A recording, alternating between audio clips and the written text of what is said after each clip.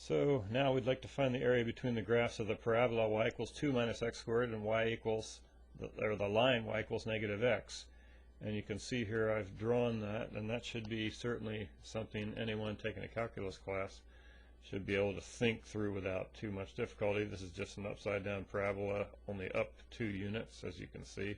That's the green graph, and y equals negative x is just a line with slope negative 1 that passes through the origin. So what we're interested in is this region right here, and don't know about what that region would be, but I would certainly say since 1 is about here, it looks like the area should be at least 2, maybe a little bit more than that, so that might give me a good approximation. But now the problem is going to be, I think it's pretty easy to see that the green is on the top and the blue graph is on the bottom, so when I put this together to form my integrand, that part's the easy part.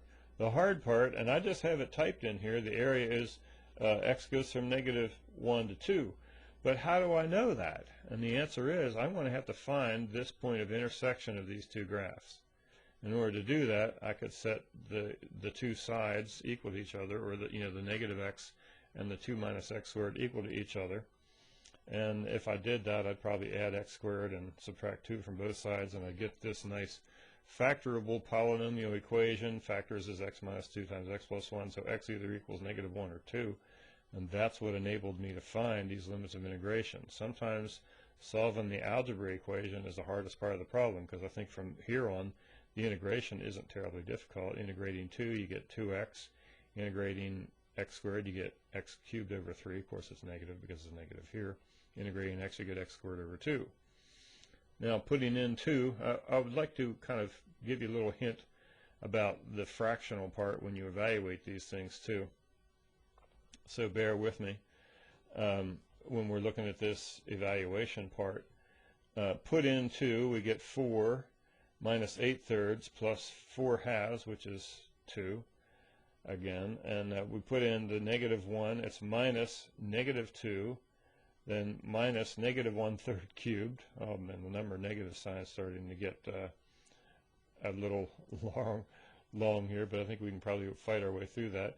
And we put in negative 1 there, that's negative 1 squared, so 1 over 2. So I just typed all this out, and it seems like might have been a little bit of a waste of time, but I wanted to show you that it's not, because what I want to do, I want to take all the whole number parts, that's 4 plus 2, and that's 6, and then minus negative 2 is plus another 2, so that gets us up to 8. And now I want to show you one other thing, this negative 8/3, and this negative together with these 3 negatives makes this all positive, and that makes it negative. So we got negative 8/3 here and negative 1/3 here, and that's negative 3. I hope you can see that that really simplified. And oftentimes when you have fractions with the same denominator, I just add those pieces together first, because I mean, after all, I am a mathematician, therefore I hate arithmetic, so I try to make it as easy as I possibly can. So anyway, then finally the only leftover part we have is this minus 1/2. So I got 6 plus 2, which is 8, minus 3, which is 5. 5 minus 1/2 is 4.5, better known as 9/2. This area I just kind of estimated, so I knew it was bigger than 2. I didn't figure what it was less than, but I think 9/2 is a pretty reasonable answer for the area of this region in here.